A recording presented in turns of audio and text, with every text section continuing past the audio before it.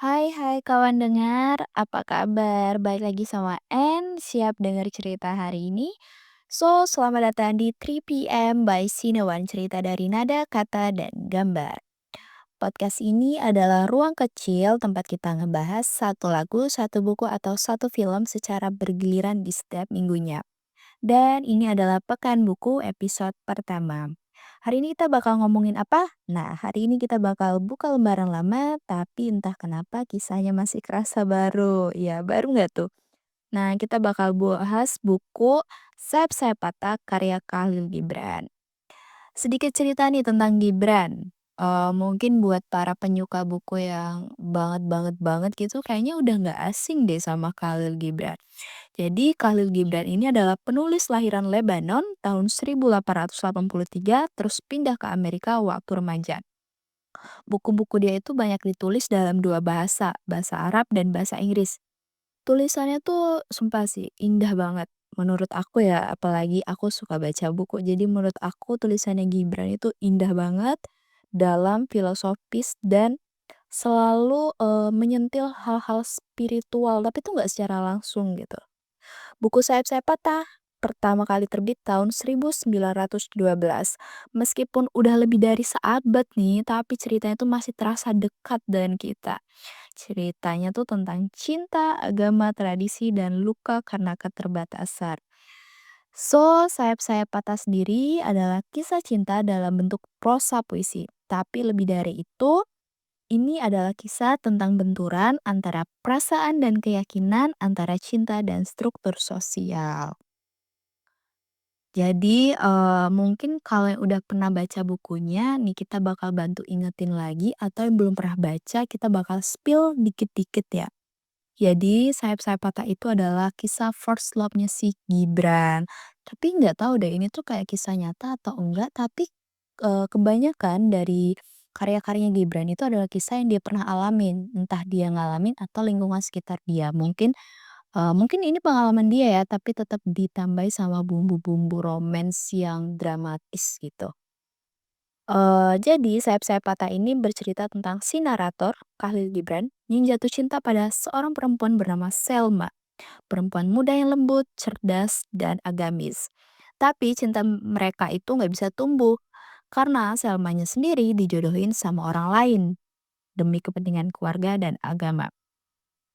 Jadi, ini adalah kisah cinta 2 orang yang berbeda agama. Bener kan kata aku sebelumnya kalau kisah ini tuh masih relate banget di zaman sekarang. Kisah tentang 2 orang yang saling mencinta tapi mereka tidak berdaya. Satu kutipan yang sangat menghantam dari buku ini.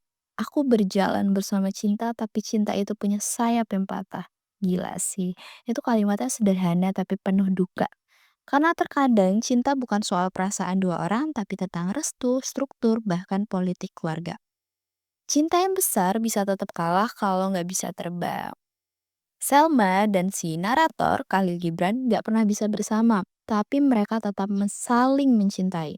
Dan yang jujur aja sih itu yang paling nyakitin sih. Udah gimana ya, kayak kita tuh udah fix nih, gue suka sama lu suka sama gue kayak ya udah gitu sama-sama saling suka, tapi kita tuh nggak bisa saling memiliki, entah karena takdir, entah karena kepentingan lain atau ya gimana sih, eee, ibarat nih ya, lu nggak bisa sama orang yang lu suka dan lu harus nikah sama orang lain, tapi lu masih kebayang-bayang. Kebayangnya itu bukan karena dia nggak suka, tapi karena dia suka, tapi dunia tuh nggak mendukung gitu. Jadi di banyak tempat hari ini, kisah kayak gini tuh masih nyata banget, masih banyak banget yang pernah ngalamin atau yang lagi ngalamin. Perempuan tuh nggak bisa milih pasangan hidupnya, laki-laki yang harus ngerelain karena itu udah keputusan keluarga. Buku ini mungkin ditulis 100 tahun yang lalu guys, tapi lukanya tuh masih kerasa sampai sekarang. Khalil Gibran menulis dengan keindahan yang menusuk. Ia tidak mengutuk agama, tapi ia menunjukkan bagaimana aturan bisa jadi penjara ketika cinta dianggap dosa. Wah, gila sih. Sayap-sayap patah mengajak kita bertanya, apakah benar semua keputusan keluarga demi kebaikan kita? Apa artinya spiritualitas tanpa kebebasan mencinta? Dan seberapa banyak luka di dunia ini disebabkan oleh cinta yang tidak diberi ruang? Wow, gila banget sih. Jadi gimana teman-teman di sini ada yang pernah punya pengalaman serupa atau lagi ngalamin nih? Gila sih kalau kalian lagi ngalamin, semoga kalian kuat, semoga diberi apa ya, perasaan untuk cepat melupakan gitu. Jadi menurut aku kalau emang nggak bisa bareng, mendingan kalau bisa dikasih kekuatan untuk cepat melupakan ya mending cepat melupain aja nggak sih? Tapi aku nggak tahu ya POV dari kalian gimana. Mungkin teman-teman di sini bisa saling sharing, saling nguatin, dan apabila ada, orang di sekitar kalian yang ngalamin hal yang sama, please jangan di-judge. Cukup dengerin, cukup dikasih nasehat, dan temenin dia.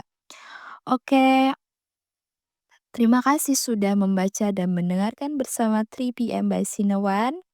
Bareng N di sini, dan menurut aku kadang buku kayak gini tuh nggak apa ya, kadang buku kayak gini tuh, bikin kita diem diem atau enggak ibaratnya tuh pas baca kayak, "Wah gila sih," gitu. Tapi bukan karena kita nggak ngerti, diemnya kita itu bukan karena nggak ngerti, tapi karena terlalu relate atau terlalu paham atau, pernah di posisi itu gitu loh. Jadi kita tuh kebanyakannya cuman nge-freeze gitu. Kalau kamu juga pernah ngerasain cinta yang nggak bisa tumbuh karena waktu, karena orang tua, atau karena dunia yang nggak ngasih tempat, mungkin kamu juga punya sayap yang patah tapi tetap bisa berjalan. Minggu depan kita bakal masuk ke pekan film dari kita, sorry sorry guys, dari kata kita pindah ke gambar bergerak. Karena terkadang emosi paling dalam justru tersimpan di adegan yang tidak banyak bicara. Oh iya, kalau kamu suka episode ini silakan follow dan share ke temen yang juga suka cerita. Sampai jumpa minggu depan di waktu yang sama dan ruang yang sama. Tetap tenang, tetap jujur, dan terus dengerin cerita bareng and bye-bye guys.